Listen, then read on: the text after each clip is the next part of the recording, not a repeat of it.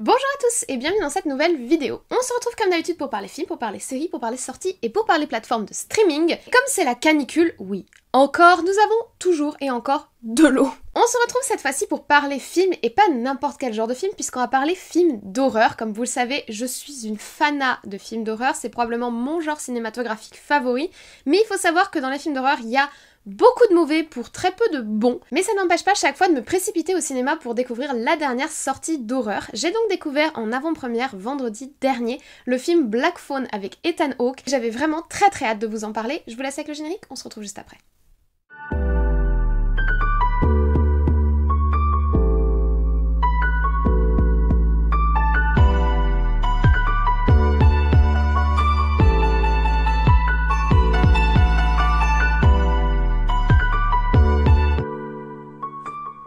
Alors, Black Phone est un film de type horreur thriller qui dure 1h42 et qui va sortir, puisqu'il n'est pas encore sorti au moment où je tourne cette vidéo, le 22 juin 2022. C'est comme je vous l'ai dit, un film avec Ethan Hawke et c'est un film qui est réalisé par Scott Derrickson. Scott Derrickson, c'est un amateur d'horreur. En 2005, il a réalisé L'exorcisme d'Emily Rose, qui est pas exceptionnel, je trouve qu'on en a beaucoup parlé alors que c'est un film qui est relativement cliché. En 2012, il a réalisé l'excellent Sinister. J'ai beaucoup aimé le premier film, mais j'ai moins aimé la suite. D'ailleurs, c'est pas Scott Derrickson qui est derrière Sinister 2, mais franchement, Sinister 1, si vous l'avez jamais vu, il est très sympathique. Et en 2014, il a réalisé le film Délivre-nous du mal, qui est également très sympathique, un bon petit film d'horreur, assez classique dans les codes, vraiment autour de l'exorcisme, etc., très intéressant. Il est surtout connu pour avoir réalisé en 2016 un film du MCU, puisqu'il a réalisé Doctor Strange 1, et donc intéressant de voir que les deux films Doctor Strange, que ce soit le 1 ou le 2 qui est sorti récemment, sont tous les deux des films qui ont été réalisés par des réalisateurs de films d'horreur. Je trouve ça très intéressant, je trouve que le choix par rapport au personnage de Doctor Strange est très intéressant. Cette fois-ci, pour son nouveau film Black Phone, il a choisi d'adapter une nouvelle de Joe Hill. Alors Joe Hill, il a une petite spécificité, c'est le fils de Stephen King. Il écrit d'ailleurs souvent avec son père. Il s'est notamment fait connaître pour son livre Korn, qui a été adapté sous le titre Horns, et dans lequel joue notamment Daniel Radcliffe. Il est également connu pour avoir scénarisé la série Lock and Key sur Netflix, que personnellement j'ai pas beaucoup aimé, j'ai trouvé très enfantine, j'ai pas trouvé que l'horreur était très intéressante. Et il a également coécrit la nouvelle Dans les herbes hautes, qui a été adaptée sous la forme d'un film sur Netflix, et il l'a coécrit avec son père, Stephen King. Il faut savoir que Joe Hill, au début de sa carrière, il ne souhaitait pas du tout qu'on sache qu'il était le fils de Stephen King, ça va arriver bien plus tard, et il sortait surtout des nouvelles. Il a notamment sorti plusieurs recueils de nouvelles, dont un qui est sorti en 2004, qui s'intitule Fantôme, Histoire et Trouble, et dans lequel se trouve la fameuse nouvelle Le Téléphone Noir, qui va donc être adaptée sous la forme du film Black Phone. Pour adapter ce film, on a choisi un casting très sympathique, notamment du fait de sa tête d'affiche qui est Ethan Hawke. Moi j'adore Ethan Hawke. Vous le savez parce que je vous en ai déjà parlé, je vous en ai parlé quand je vous ai parlé de la série Moon Knight, je vous en ai parlé quand je vous ai parlé du film Northman. D'ailleurs il est très présent sur les écrans en ce moment, Ethan Hawke. Je suis très contente parce que moi je l'aime beaucoup, mais il est vachement présent. On peut également le voir dans le film Gattaca ou encore dans le film Le Cercle des Poètes Disparus, le grand classique. À ses côtés, on retrouve deux enfants, tout d'abord Madeleine McGraw, qu'on a déjà vu dans plusieurs films, notamment des films d'horreur, puisqu'elle a déjà joué dans Mandela Effect il y a quelques années, film que j'ai apprécié sans plus. Honnêtement, il m'a pas particulièrement marqué, mais vous pouvez le voir, il est pas désagréable, mais il est pas transcendant non plus. Ou encore en 2018 dans une production du MCU, puisqu'elle joue la petite fille dans Ant-Man et la Guêpe. On retrouve également le jeune héros du film pour lequel c'est son premier long métrage et d'ailleurs son premier film, j'ai trouvé aucune info sur sa carrière avant le film, donc c'est sa première grosse production. Et pour le petit clin d'œil, on a également James Ramon qui est revenu après avoir déjà joué dans le film Sinister. En fait, c'est Scott Derrickson qui avait annoncé qu'il souhaiterait retravailler avec lui, il a donc priorisé pour son casting pour ce nouveau film. Au niveau du synopsis, nous sommes aux États-Unis en 1978, plus précisément dans le Colorado. On est en plein dans un contexte de guerre du Vietnam et on est dans une petite banlieue très défavorisée avec un milieu social assez dur, avec des contextes de famille et des contextes sociaux assez difficiles, notamment beaucoup de violences entre les jeunes, beaucoup de violences intraconjugales, etc. Et ce quartier est malheureusement touché par des vagues de disparition d'enfants.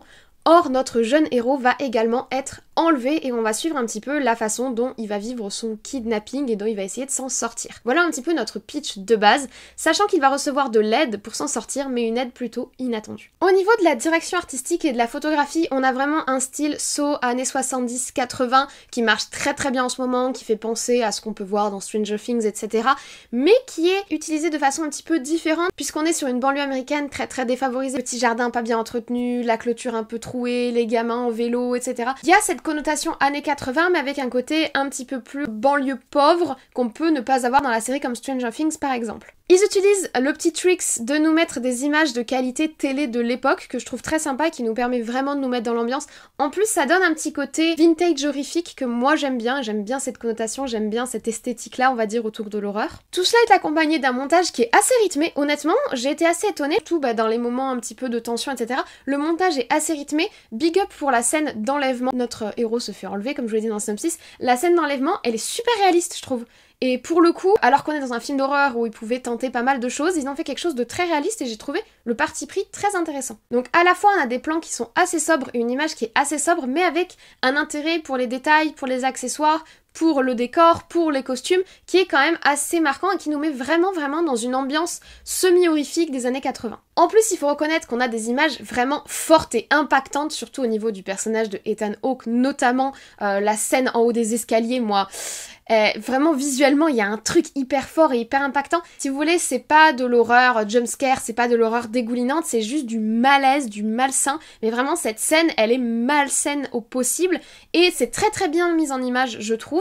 Après attention, pour les personnes sensibles, il y a beaucoup de violences physiques dans le film. Pas forcément des violences physiques qui sont liées à l'enlèvement, mais des violences physiques dans le milieu social dans lequel évolue notre jeune héros, que ce soit des violences intrafamiliales ou des violences entre enfants ou sur enfants. Donc si jamais c'est quelque chose qui vous met mal à l'aise, évitez peut-être le film parce qu'il y a des scènes qui peuvent être vraiment dures, mais qui participent vraiment à l'ambiance du film, c'est-à-dire que on sent une société, une communauté qui est un peu malade. On sent un malaise prégnant en fait. Même avant toutes les affaires d'enlèvement, même avant que le gamin disparaisse, il y a un malaise qui est prégnant dans ce quartier, dans cette petite ville. Le gros bémol au niveau de l'esthétique du film, pour moi, c'est le cliché de l'horreur dans lequel ils sont malheureusement tombés. Il y a des effets spéciaux autour de fantômes, de blessures, de sang, etc., que j'ai trouvé complètement superflu. Honnêtement, ils auraient pu ne pas le mettre et le film aurait été bien mieux. Il y a des jumpscares. Vous connaissez mon avis sur les jumpscares, c'est pas de la peur, c'est de la surprise. Ça peut être un trick qu'on utilise une fois, bon... dans le film, là ça revient quand même de façon assez récurrente et j'aime pas les jumpscares, c'est pas de l'horreur, c'est pas installer une ambiance horrifique que de mettre un jumpscare dans ton film, donc ça j'adhère pas du tout, et en fait toute la partie fantôme, cadavre, tout ça, je l'ai trouvé complètement inutile et j'ai trouvé qu'elle rabaissait en fait le niveau global du film, c'est-à-dire qu'elle rendait le film très cliché, alors qu'il y a quand même une certaine subtilité dans le montage, dans l'histoire, dans les personnages, dans les visuels qui sont choisis, pour le méchant notamment. J'ai trouvé ça très dommage, honnêtement, l'aspect horrifique brut qui est pas utile et qui enlève à la subtilité du film. Surtout que clairement, pour l'angoisse, tu prends juste le personnage de Ethan Hawke, c'est largement suffisant et t'es déjà bien angoissé. Toute l'histoire et toute l'intrigue autour de ce fameux téléphone mystérieux, elle est suffisante pour créer de l'angoisse, créer de l'incompréhension, créer du questionnement. Quel besoin t'as de nous montrer la bestiole comme d'habitude? Quel besoin vous avez dans les films d'horreur de nous montrer le costume horrifique, le truc dégoulinant? Quel besoin? Ou alors faites un film vraiment axé là-dessus, genre film de fantôme. Mais là, c'est juste un petit gimmick supplémentaire qui pour moi n'est pas utile et qui dessert le film. Au niveau de la BO et du soundtrack, honnêtement, j'ai pas trouvé qu'elle était ultra présente. C'est sympa, il y a des petits bruitages, des petits machins. Ça accompagne l'action, c'est pas trop présent, ça écrase pas le film, mais honnêtement, c'est pas du tout la BO qui va me marquer.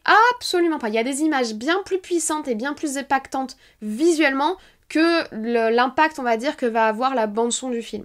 Ce qui m'a vraiment plu dans ce film, au-delà de l'esthétique notamment autour de Ethan Hawke, c'est la construction du film, son rythme et son schéma narratif que j'ai trouvé très intéressant et très plaisant, puisque c'est un film en puzzle, c'est un film où on est face à une énigme et on doit résoudre cette énigme et à la fin on a la réponse de l'énigme si vous voulez. Alors on n'a pas toutes les réponses, ce qui est bien aussi, parce que c'est bien de laisser un certain suspens, mais en fait plus on progresse dans l'histoire, plus on va avoir des marqueurs, des éléments, et au final c'est pas vraiment un twist final, mais on a une sorte de révélation finale qui est super plaisante. J'aime beaucoup les films qui fonctionnent en film en puzzle comme ça, je trouve que c'est très intéressant, ce côté thriller un petit peu psychologique où à la fin tout se met en place et tu te dis oh, c'était donc ça j'aime bien et j'ai beaucoup aimé le fait que le film soit construit comme ça. En plus, on a une bonne tension dans le film, il est franchement assez haletant puisque on a 3 points de vue. On va avoir le point de vue de la petite sœur, le point de vue du jeune héros et plus ou moins le point de vue également du kidnappeur. Et ces 3 points de vue s'embriquent très bien les uns avec les autres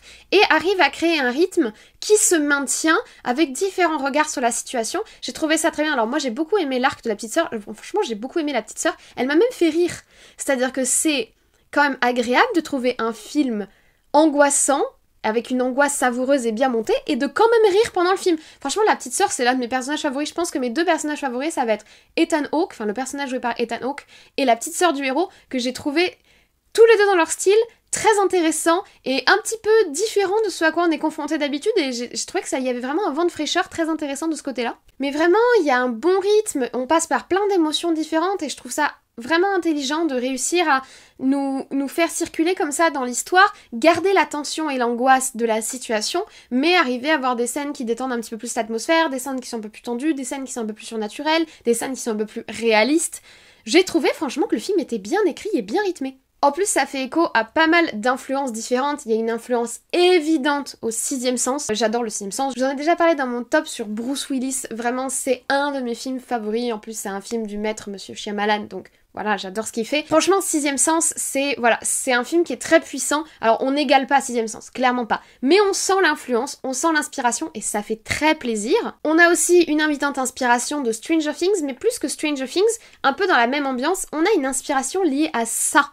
Et pour le coup, l'inspiration est très très forte. Alors quand on sait que la nouvelle du téléphone noir est écrite par le fils de Stephen King et que ça a été écrite par Stephen King, je trouve que les échos sont assez évidents et que tout se recoupe en fait. Vous savez, c'est le fameux mème. Oui, tout est lié. Tout est lié, et il y a vraiment une grosse influence. Je pense que si vous avez aimé le film ça, vous aimerez ce film-là, mais avec une petite touche sinister en plus, qui est apportée là pour le coup par le réalisateur d'Erickson. C'est-à-dire qu'il y a vraiment un mélange très intelligent entre une esthétique à la Sinister, avec la vieille cassette, la vieille télé, etc., cette espèce de grain dans l'image, et une histoire et une ambiance à la ça, avec des codes très proches du coup de l'histoire de base de ça.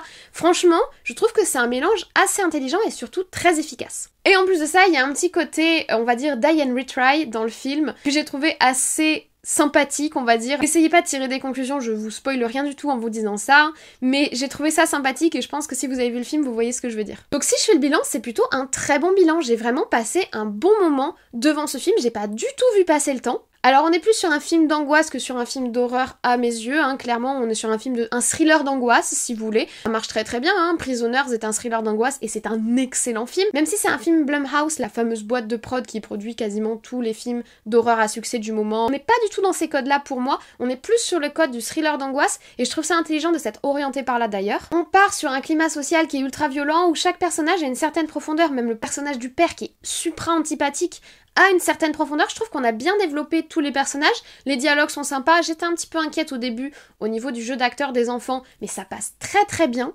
Ethan Hawke, il est ultra angoissant, et puis l'esthétique de son personnage, ce masque là, j'ai trouvé ça mais iconique pour le coup, ça va me rester, je pense, cette histoire de masque là, ça va me rester. Je trouve qu'il y a une esthétique autour du personnage de Ethan Hawke qui a été super bien pensée. Vraiment, il y a une très très bonne idée derrière. En fait, ce qui est bien, c'est qu'en soi, le film n'en fait pas des tonnes si on fait abstraction de l'énorme bémol qui, moi, m'a vraiment gêné au visionnage, c'est fantômes, ces bébêtes qu'on nous montre. Quel besoin de nous laisser les bébêtes. J'aurais trouvé ça tellement plus intelligent et tellement plus subtil de laisser juste le mystère. Le question. Que s'est-il vraiment passé? On ne sait pas. On n'a rien vu. Moi, j'aurais aimé qu'on ne voit rien et qu'on soit juste dans la suggestion par rapport à cette situation, qu'on en reste juste à ce téléphone et qu'on n'aille pas aussi loin. Maintenant, voilà, c'est ce qui se vend dans la bande, c'est ce qu'ils vendent dans la bande-annonce, en fait. Et je pense que, du coup, c'est le petit côté un peu, si vous voulez, Conjuring James Wan, qui moi me dérange pas. Les films Conjuring, je les aime beaucoup, mais je pense que c'est pas nécessaire dans tous les films, et qu'au bout d'un moment, on peut réussir à créer de l'angoisse et créer de la peur sans passer par la grosse bébête, le sang, le fantôme, le machin, voilà.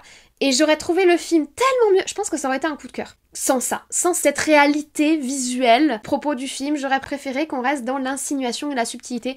Malheureusement, c'est pas toujours le cas. Voilà, je vous remercie d'avoir suivi cet avis sur Black Phone. Honnêtement, c'est un très bon petit film. Si vous aimez les films d'horreur, si vous aimez les films d'angoisse, les petits thrillers d'angoisse, je vous le recommande à 100%. J'ai vraiment passé un bon moment. J'ai trouvé qu'il y avait de super idées. Je pense honnêtement que le film va me rester. En fait, quand je suis sortie de la salle, toujours très bon signe, j'ai eu envie d'aller le revoir. Parce qu'avec le fait que le scénario soit construit en puzzle, bah t'as juste envie de revoir pour revoir tous les éléments. Et franchement, j'ai vraiment passé un bon moment.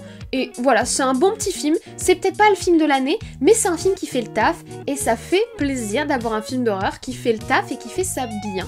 Donc je vous le recommande si c'est un genre qui vous plaît. Je vous remercie d'avoir suivi cette vidéo jusqu'au bout. Si elle vous a plu, n'hésitez pas à vous abonner et à activer la cloche, vous connaissez la chanson. N'hésitez pas également à mettre un petit like, ça fait toujours plaisir, surtout par ces chaleurs.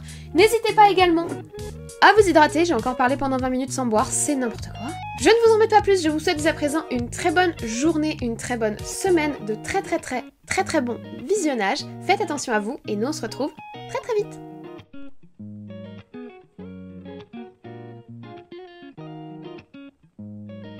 Et bienvenue dans cette nouvelle vidéo. On se retrouve...